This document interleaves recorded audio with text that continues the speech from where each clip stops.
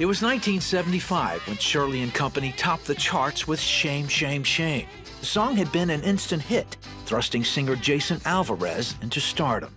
It was nothing that I expected. It was the total opposite. I was emptier than ever. Jason was 10 when his family fled Castro's Cuba and moved to the projects of New Jersey. As a poor minority, he was treated like he was second-rate.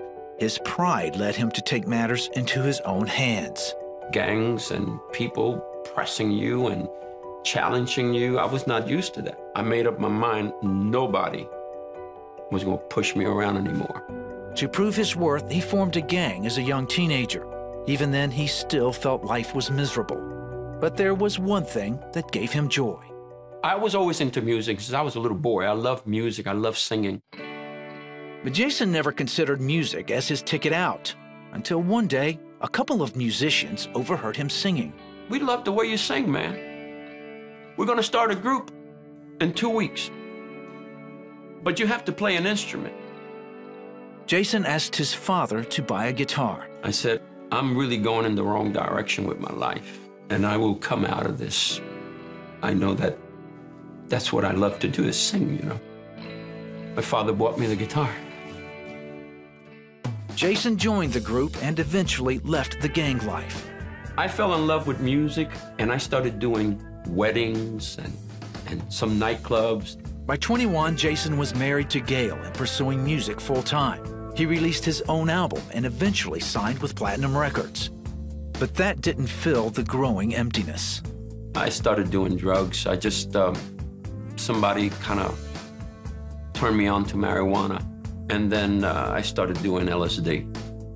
He was at the studio one day when a producer was struggling to find the right voice for a song. She asked Jason to do a take. And I see the people inside the studio going crazy, you know? And so she says, Jay, that was great. I said, I'm ready to sing it now. She goes, sing it. She said, man, we already took it. That take was amazing. Come inside and listen to it. That song was Shame, Shame, Shame. Bang, overnight, man. We're touring the world. Jason was quickly caught up in his celebrity. Signing all these autographs, you know, people crazy, screaming, you know, being in front of 10,000 people. That became my life, and that became my God. With that lifestyle came more drug abuse, which eventually caused his wife to ask for separation. Even then, he felt like he was on top of the world. Then one day, while he and another musician were smoking pot, he asked Jason a question that shattered his illusion. He said, man, is this all there is to life? And then I realized that that wasn't really what my heart had been searching for. Jason became depressed and at times contemplated suicide. Life became just, I was just existing. There was a hole in my heart that money, drugs, women, success, hit records couldn't fill, man. Eventually, the song dropped off the charts and the tour came to an end. It was then Jason decided to make amends with his wife. By now, Gail had become a Christian and agreed to try to work things out. He never considered her faith for himself until he took her to church one day and felt drawn to go inside. I heard the gospel preached for the first time in my life, and God just kind of spoke directly to me. Intrigued, Jason went back the following Sunday.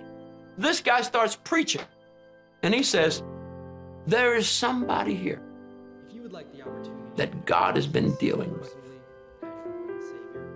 And today, you need to give your life to Jesus.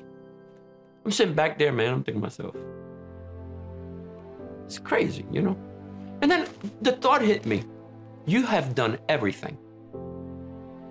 You've tried everything. Why don't you do this? Jason made his way down to the altar and prayed to receive Jesus Christ as his Savior. When that guy said that sinner's prayer, man, I said it from the depths of my soul. And when I got done praying, I could tell you this, the long search,